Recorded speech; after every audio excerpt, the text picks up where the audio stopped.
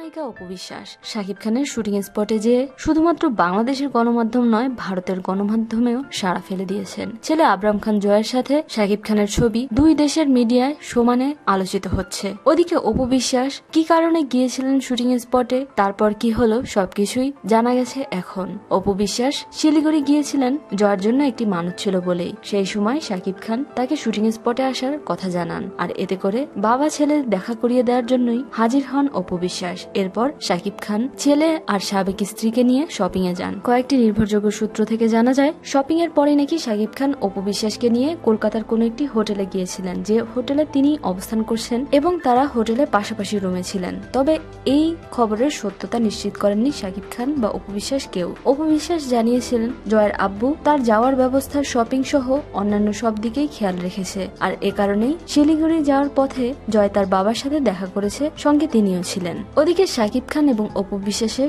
কলকাতার একটি হোটেলে থাকার খবর কয়েকটি অনলাইন পোর্টালে বেশ ফলাও করে ছাপানো হচ্ছে। বর্তমানে অপু বিশ্বাস ব্রুনাইয়ে স্বাধীনতা দিবস উপলক্ষে একটি নাচের অনুষ্ঠানে অংশগ্রহণের জন্য ব্যস্ত সময় কাটাচ্ছেন। দেশে ফেরার পরই হয়তো অপু বিশ্বাসের কাছ থেকে জানা যাবে ঘটনার সত্যতা। তবে এখন পর্যন্ত শাকিব খান এ বিষয় নিয়েও কিছু বলেননি। তিনি জানিয়েছেন, সম্পর্ক থাকুক বা না থাকুক, অপু বিশ্বাস জয়ের আম্মু আর আমি ওর বাবা, তাই দেখা সাক্ষাৎ তো হবেই। প্রিয় দর্শক, নায়িকা অপু বিশ্বাস এবং শাকিব খানের কলকাতার হোটেলে থাকার খবরটিকে আপনারা কি সত্য মনে করেন? আর যদি মনে করে থাকেন তাহলে এ নিয়ে আপনাদের কি মত, সবকিছু শেয়ার করুন আমাদের সাথে।